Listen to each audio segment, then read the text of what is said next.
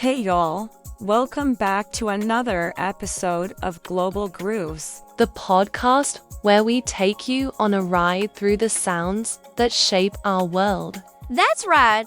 The story kicks off around 2010 to 2012 in Pretoria, South Africa. Local kids were experimenting, trying to create something fresh. Today, we're diving into a rhythm straight out of South Africa, one that's smooth, deep, and full of life.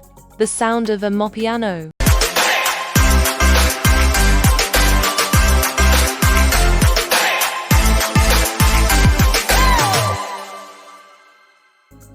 And the name, Amapiano, literally means the pianos in Zulu because those piano melodies are at the heart of the sound. So, where did Amapiano even come from? Back then, it was grassroots. No big studios, no big labels, just energy, creativity, and a whole lot of passion. It all started in the early 2010s, out in Pretoria. Young folks were just playing around with beats on their laptop, mixing house music with Kwaito, deep house, and even jazz. And the signature sound, that log drum, deep, booming, hypnotic. It don't just play, it pulls you in. At first, it wasn't mainstream at all. It was raw, underground, something passed around on WhatsApp groups and burned CDs.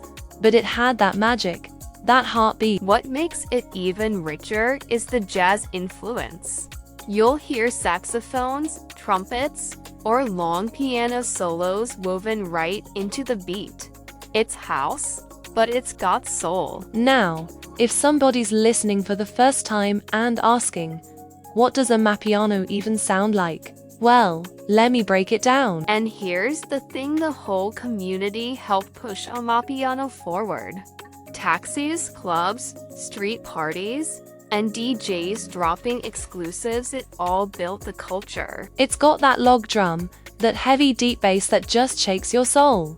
The tempo's a little slower than traditional house, around 110 BPM, so it feels smoother, sexier, more chilled. When the pandemic hit in 2020, people weren't in clubs, but they were online.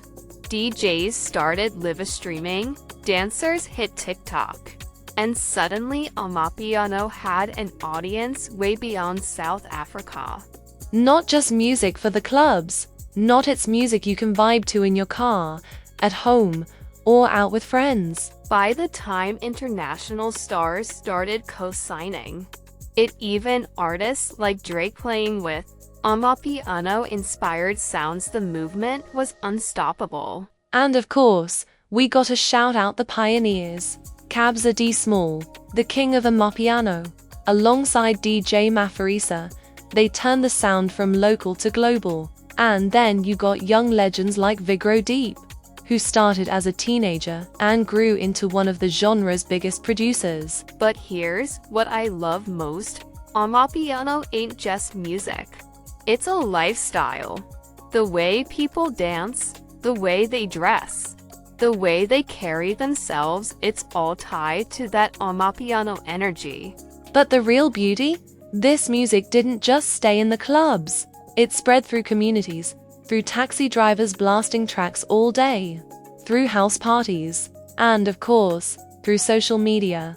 It's stylish, it's confident, it's unapologetically African, and now it belongs to the world. By 2020, during the lockdown, Amapiano blew up on TikTok and Instagram.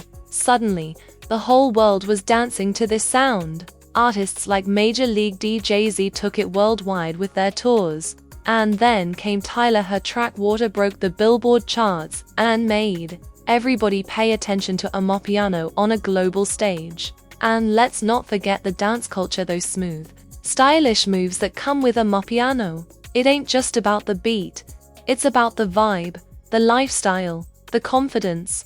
From humble beginnings on cracked software and bedroom laptops, to the global stage. That's the power of Amapiano. Thanks for riding with us on this episode. If you vibe with this story, hit subscribe and drop a comment. What's your favorite Amapiano track?